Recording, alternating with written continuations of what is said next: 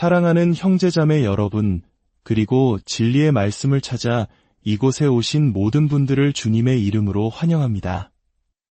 오늘 우리는 삶의 가장 근원적인 힘이 되는 소망에 대해 함께 나누고자 합니다. 이 은혜로운 말씀을 듣기 전에 좋아요와 구독을 통해 이 희망의 메시지를 더 많은 분들과 나누는 것도 하나님의 은혜를 전하는 귀한 방법이 될 것입니다.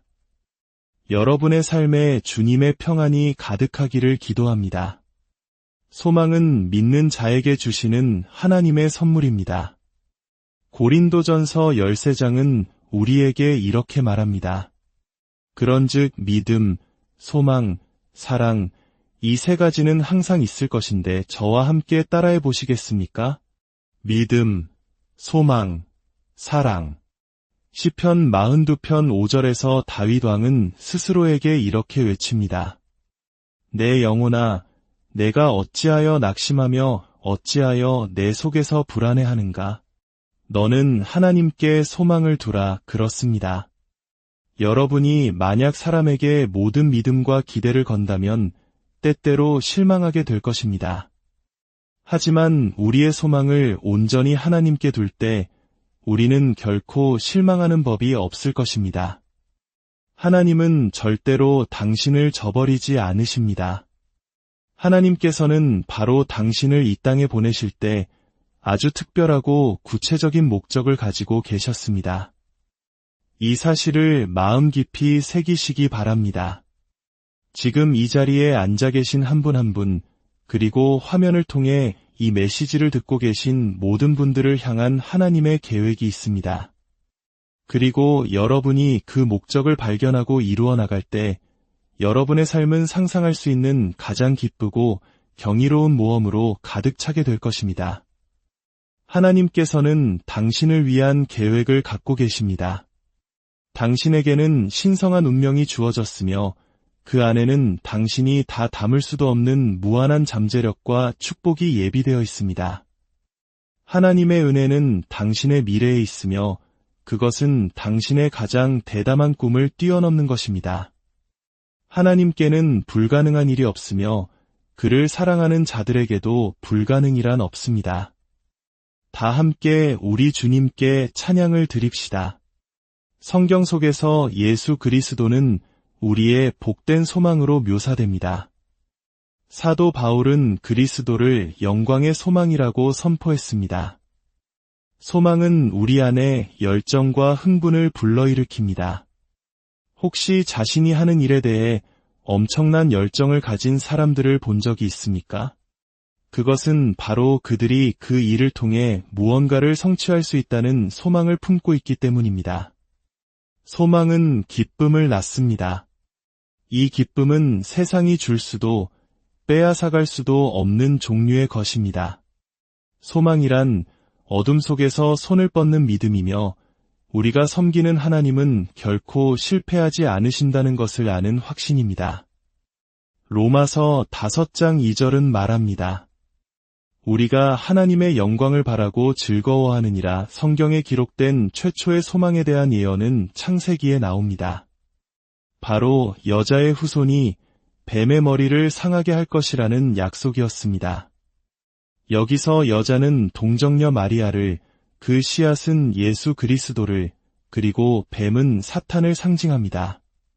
그리고 마침내 예수 그리스도께서 십자가 위에서 다 이루었다고 외치셨을 때 뱀의 머리는 완전히 박살났습니다.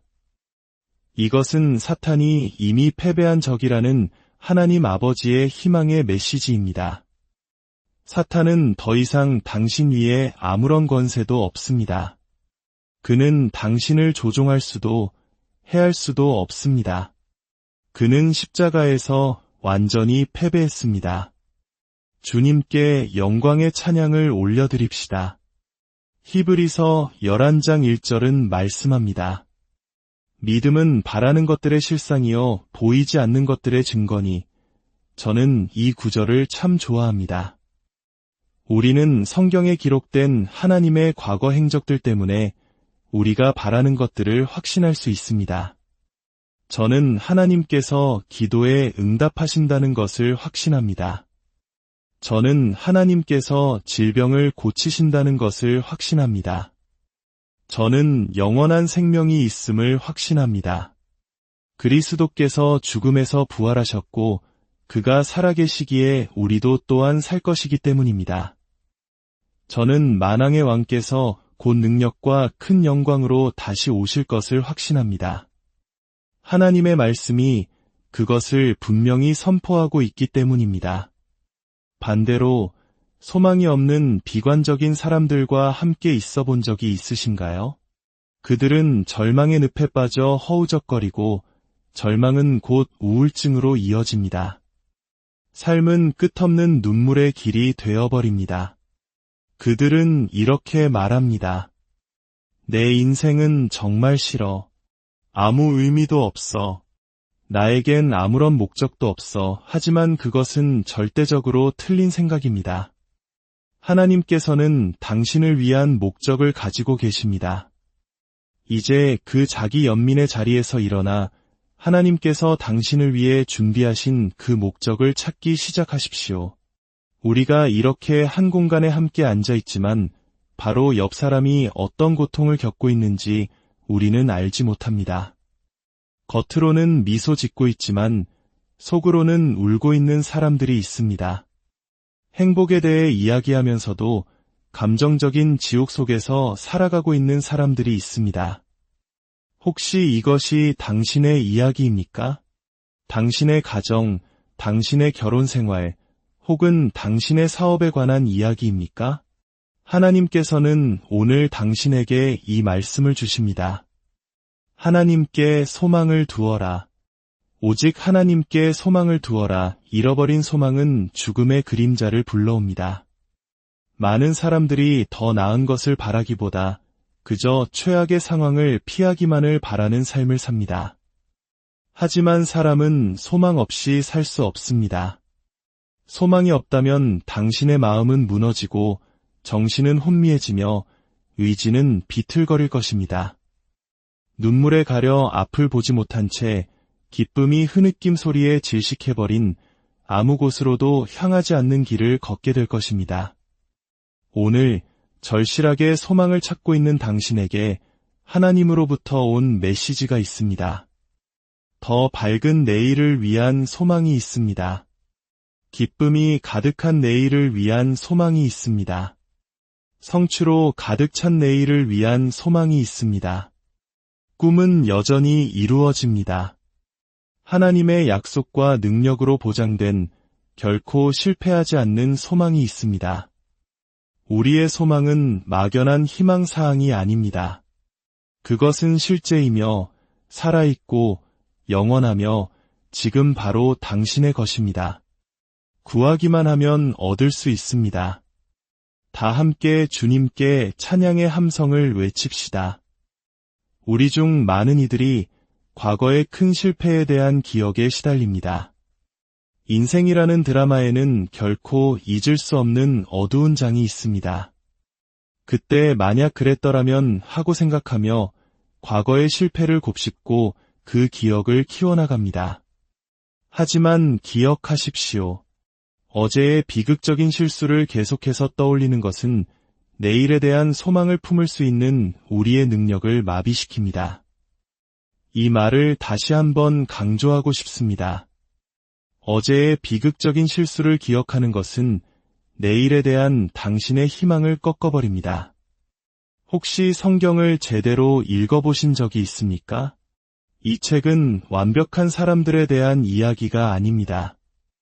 오히려 이 책은 여기 있는 우리 중 가장 악한 사람마저도 순진한 아이처럼 보이게 만들 정도의 거대한 규모의 인간적 실패에 관한 이야기입니다. 한 사람을 예로 들어보겠습니다.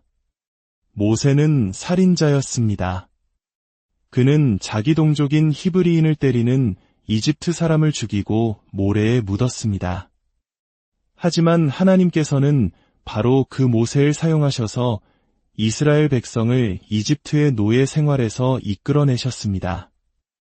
그는 10가지 재앙을 내려 당시 세계 최강대국이었던 이집트의 경제를 무너뜨렸습니다.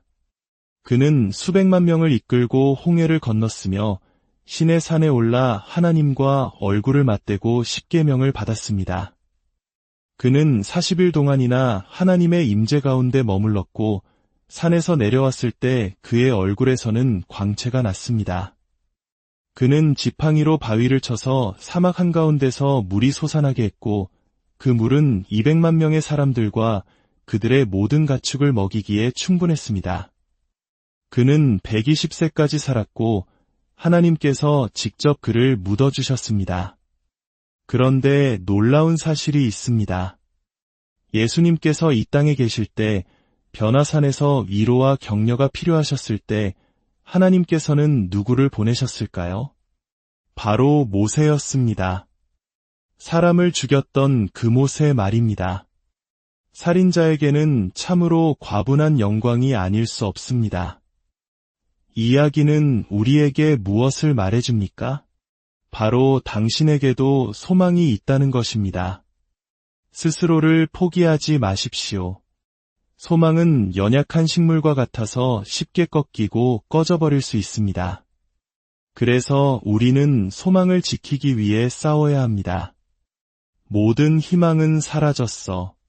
영원히 끝이야 라고 말하고 생각할 때 우리는 절망의 기념비를 세우게 됩니다. 그것은 잘못된 생각입니다. 당신의 마음이 그 끝없는 절망의 길로 빠져들기 시작할 때 멈추십시오. 그것은 하나님께서 기뻐하시지 않는 생각 방식이므로 멈추도록 스스로를 훈련하십시오. 당신은 결코 소망의 손길이 닿지 않는 곳에 있지 않습니다. 생명이 있는 한 소망은 있습니다. 다시 시도할 용기가 있는 한 소망은 있습니다. 다시 살아가기 시작할 의지가 있는 한 소망은 있습니다. 다시 사랑하고 다른 사람을 다시 믿고 다시 성취하기 시작할 의지가 있는 한 소망은 있습니다. 너는 하나님께 소망을 두라. 이것은 참으로 강력한 성경 구절입니다. 세상의 권력이나 다른 사람에게 소망을 두지 마십시오. 성경은 육신의 팔을 의지하지 말라고 경고합니다. 사람은 당신을 실망시킬 수 있지만 하나님은 결코 당신을 실망시키지 않으십니다. 죄책감과 수치심이라는 산을 옮기고 소란한 영혼의 바다를 잠잠케 하며 길 잃은 것 같은 삶의 목적을 가져다주는 단어가 있습니다. 바로 은혜입니다. 과거의 실수에 짓눌리거나 수치심에 압도당한 적이 있습니까? 은혜가 바로 당신의 자유로 가는 길입니다. 하나님께 용서를 구하고 어메이징 그레이스의 참된 의미를 발견하십시오. 용서는 강력한 힘을 가집니다. 하나님으로부터의 용서뿐만 아니라 자기 자신을 용서하는 것도 포함됩니다. 하나님께서 특별히 당신을 위해 창조하신 기쁨 가득한 삶을 사십시오. 주님께서 말씀하십니다. 너희를 향한 나의 생각을 내가 안하니 평안이여 재앙이 아니니라. 너희에게 미래와 희망을 주는 것이니라. 하나님께서는 당신에게 선한 계획, 번영과 마음의 평화, 신성한 건강과 치유, 당신이 감당할 수 없는 축복을 주시길 원하십니다. 당신의 영혼을 불태울 숨막히는 미래와 희망을 주시길 원합니다. 당신이 누구인지, 그리고 당신이 아는 분이 누구인지에 대해 기뻐하고 흥분하십시오. 그분의 이름은 바로 예수 그리스도이십니다. 이제 아골 골짜기에 있는 소망의 문에 대해 생각해 봅시다. 아골 골짜기는 이스라엘 백성에게 비극적인 실패와 동의어였습니다. 여호수아의 인도 아래 그들은 여리고 성을 함락시켰습니다. 제사장들이 나팔을 불자 하나님의 강력한 오른손이 거대한 여리고 성벽을 무너뜨렸습니다. 그것은 이스라엘 역사상 가장 위대한 군사적 승리 중 하나였습니다. 첫 승리였기에 그 첫 열매는 하나님께 속한 것이었습니다. 하나님께서는 여리고 성의 어떤 전리품도 취하지 말라고 분명히 명령하셨습니다. 그러나 아간이라는 사람이 그 명령에 불순종했습니다. 그는 밤의 어둠을 틈타 성으로 들어가 아름다운 바빌론 외투와 은 200세겔, 그리고 금덩이를 훔쳤습니다. 그리고는 자신의 장막으로 돌아와 그것들을 묻고는 스스로를 천재라고 생각하며 웃었을 것입니다. 아간의 죄를 알지 못한 채 여호수아는 이스라엘 군대를 이끌고 아이라는 작은 성을 공격했습니다. 아이 성은 작고 보잘것없었기에 쉬운 승리가 예상되었지만 이스라엘 군대는 참패하고 말았습니다. 여호수아는 하나님께 기도했고 하나님께서는 진영 안에 죄가 있다고 말씀하셨습니다. 결국 아간의 죄가 드러났고 그와 그의 온 가족은 돌에 맞아 죽고 불살라졌습니다. 이 실패의 골짜기는 아골 골짜기, 즉 괴로움의 골짜기라 불리게 되었습니다. 아골 골짜기는 불순종과 실패, 수치와 타락의 장소입니다. 혹시 당신의 삶에도 이런 아골 골짜기가 있습니까? 좋은 소식이 있습니다. 하나님께서는 호세아 2장을 통해 약속하셨습니다. 바로 그 아골 골짜기로 소망의 문을 삼아 주시겠다고 말입니다. 문은 탈출구이며 새로운 시작입니다. 과거와의 단절이며 기쁨과 희망으로 미래를 바라보는 것입니다. 하나님께서는 오늘 말씀하십니다. 내가 탈출할 길을 만들겠다. 내가 너에게 소망의 문을 주겠다. 당신의 상상을 초월하는 밝은 미래를 위한 선한 계획을 가지고 계십니다. 저를 믿으십시오. 당신의 삶을 향한 하나님의 꿈은 당신이 상상할 수 있는 것보다 훨씬 더 위대합니다. 혹시 역기능 가정에서 자라셨습니까? 혹은 지금 그런 가정에 속해 있습니까? 당신의 아버지는 실패자였고 어머니는 당신을 버려두었습니다. 어린 시절 당신의 미래에 대한 희망이 꺾였고 아직도 그것을 극복하지 못했을 수 있습니다. 하지만 당신의 불우했던 부모님을 오늘날 당신의 모습에 대한 변명으로 삼지 마십시오. 당신의 본보기는 예수 그리스도이시지 당신의 무능한 아버지나 사악한 어머니가 아닙니다. 인생은 선택의 연속이며 당신은 당신의 선택에 책임이 있습니다. 당신의 마음이 상상할 수 있는 것을 당신의 심장은 이룰 수 있습니다. 성경에서 하나님께서 얼마나 많은 역기능 가정을 사용하셨는지 생각해 본 적 있습니까? 창세기 12장부터 신장까지 무려 38장에 걸쳐 하나님은 한 역기능 가정의 이야기를 다루십니다. 아브라함은 자기 아내를 다른 남자에게 주었고 그의 아들 이삭의 아내 리브가는 편애하는 아들 야곱을 도와 맏아들의 상속권을 훔치도록 조종했습니다. 야곱의 아들들은 그들의 누이가 강간당하자 그 성읍의 모든 남자를 잔인하게 살해했습니다. 며느리는 아이를 갖기 위해 시아버지와 동침했습니다. 후에 그 아들들은 막내 동생 요셉을 노예로 팔아버리고 아버지에게는 거짓말을 했습니다. 이야기는 조폭 영화를 동화처럼 보이게 만들 정도입니다. 하지만 이 모든 끔찍한 이야기의 요점은 무엇일까요? 하나님께서는 그들에게 놀라운 은혜를 베푸셨고 그들의 말할 수 없는 죄를 모두 잊으셨으며 그들을 통해 이스라엘의 12지파를 일으키셨다는 것입니다. 그리고 4000년 후 이 혈통을 통해 바로 예수 그리스도께서 태어나셨습니다. 예수 그리스도는 영광의 소망이시며 오늘 우리가 여기에 있는 이유이십니다. 결론은 이것입니다. 당신이 엮이는 가정에서 왔거나 현재 그런 가정에 속해 있다 할지라도 당신의 미래를 위한 소망의 문이 있습니다. 당신이 상상할 수 있는 가장 밝은 미래를 위한 문입니다. 하나님께서 탈출구를 만드실 것입니다. 마음을 열고 그분이 당신의 인생의 구원자가 되실 기회를 드리십시오. 성경에 등장하는 마지막 문은 요한계시록 4장에 있습니다. 2일 후에 내가 보니 하늘에 열린 문이 있는데 이는 교회가 이 땅에서 사라지고 하늘로 올라가는 휴거를 상징합니다. 예수님께서는 약속하셨습니다. 내가 다시 와서 너희를 내게로 영접하여 나 있는 곳에 너희도 있게 하리라. 사랑하는 성도 여러분, 예수 그리스도만이 이 세상의 유일한 해답이며 여러분 각자의 삶을 위한 해답입니다. 그분은 당신의 복된 소망이십니다. 그분은 당신의 복된 소망이십니다. 다 함께 주님께 찬양의 함성을 올려드립시다. 이제 두 손을 들고 이 기도를 함께 드리겠습니다. 하늘에 계신 아버지, 예수 그리스도의 이름의 권세로 기도합니다. 제 삶의 소망의 문을 열어주시옵소서. 저의 인생을 위해, 저의 가정을 위해, 저의 사업과 재정을 위해 문을 열어주시옵소서. 오늘 하나님의 축복이 제 삶의 강물처럼 흘러넘치기를 원합니다. 초자연적인 기름 부으심으로 제가 꿈꿀 수밖에 없었던 일들을 성취하게 하옵소서.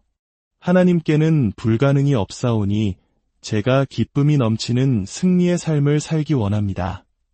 바로 지금 예수님의 이름